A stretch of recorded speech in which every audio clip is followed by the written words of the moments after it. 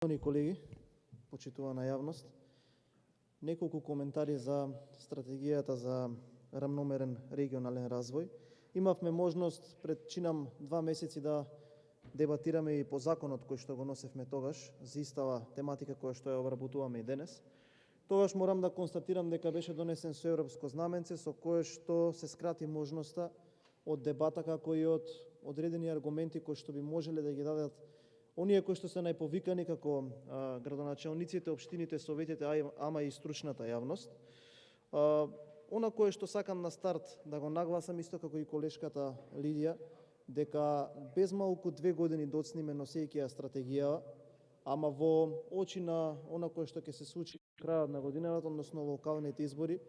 во тој знак ќе бидат се повеќе собраниски седници, па така да се она кое што не е направено изминатите 3 години сега ќе добие предност да се изработи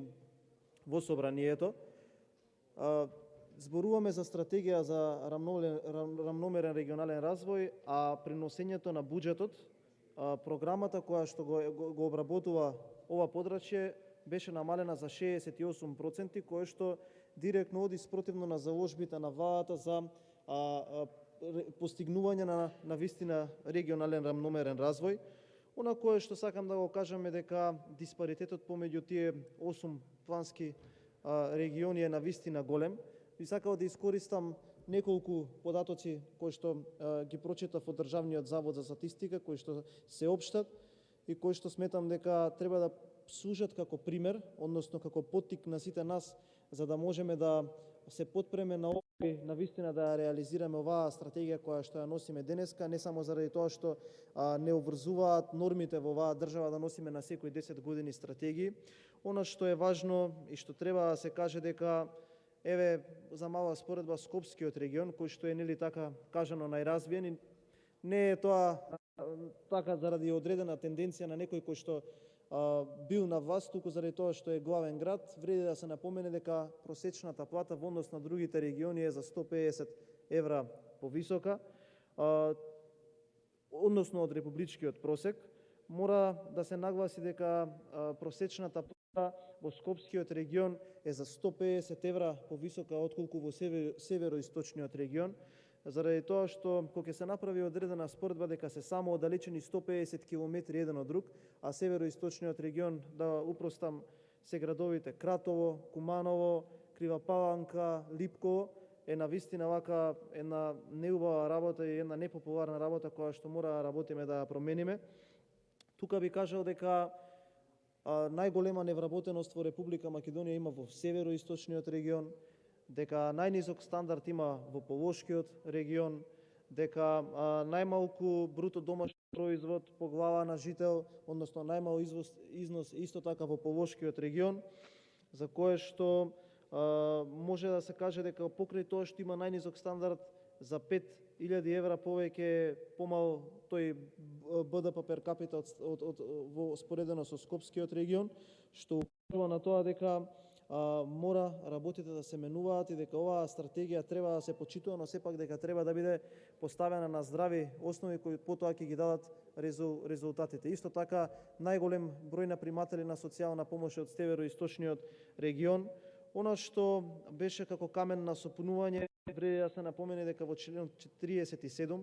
по интервенција исто така на опозицијата се намали онаа процентажа и се внесува еден нов ентитет, тоа се вика развиеност на урбано подрачје, каде што од сите оние средства кои што ги има за регионален рамномерен развој,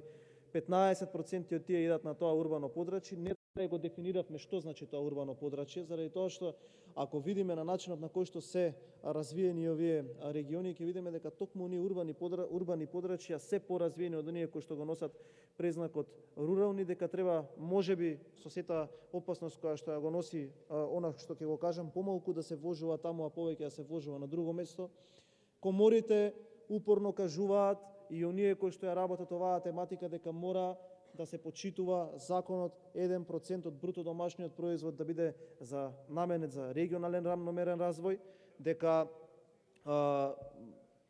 од овие можности што сега се дадени на располагање, од тој 1% само 10% се искористуваат. односно дека посакуваната сума која што ја препорачуваат бироата и луѓето кои што го работат ова како и коморите е 80 милиони евра. За жал можеме да видиме дека само 10% од таа сума се искористува за овие работи. Она кое што е поразително, во 2020 година за развојот на руралните подрачја секој регион добил 95.000 евра, значи внимавам не секоја општина, туку секој од тие 8 региони добил 95.000 евра.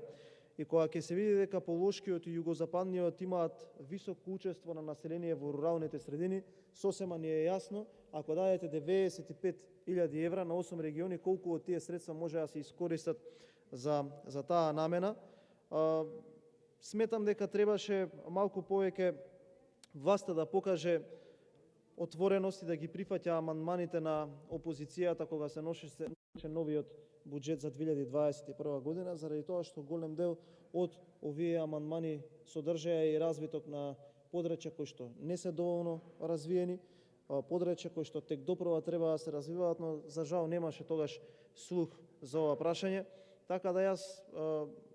не можам во тоа кое што е досега случено или оно кое што досега е испорачано од страна на владиното мнозинство и на владата, да се надевам дека токму нешто сега со оваа стратегија ќе се промени, односно ништо не ми дава аргументи да бидам оптимист дека ова не се носи само како одредено решение, колку само да се испочитува одредена обврска, туку за да се реализираат одредени проекти кои што ќе го намалат диспаритетот помеѓу овие 8 плански региони. Треба да знаеме дека на крајот од денот сите барања на опозицијата за попис, операција која што ќе биде статистика, а не политика, беа во насока на развивање на овие плански региони. Заради тоа што за вие да можете да направите соодветна стратегија, за вие да можете да понудите одредени решенија од аспект на економијата, на образованието, на здравството, на социјалата, на земјоделието и на сите други сфери во општеството, вие морате да имате статистички попис. Она кое што е многу важно е дека многу законски регулативи во Република Македонија се облигаторни во однос на бројот на население, конкретно ќе речем образованието, доколку некаде во некое место излезе дека има поголем број на млади луѓе, односно на ученици кои што треба да се запишат во училиштето, државата мора, односно по закон ќе има обврска да изгради основно училиште или градинка, а реалната состојба на теренот да е сосема поинаква. Ако сакаме ние навистина да го намалиме диспаритетот помеѓу овие 8 региони и ако сакаме конкретно да имаме региони кои што нема да се оддалечени по 50 на километри, ако имаат вакви дискрепанции во однос на нивниот развиток, ние мораме да направиме попис кој што ќе биде статистичка операција, која што ќе биде во детал точно. И од тука го користам оваа прилика да ве замолам доколку искрено мислите дека треба оваа стратегија да се имплементира и дискрепанцата да се намали, повеќе да користите конкретни показатели, а помалку политика. Ви благодарам. Ви благодарам.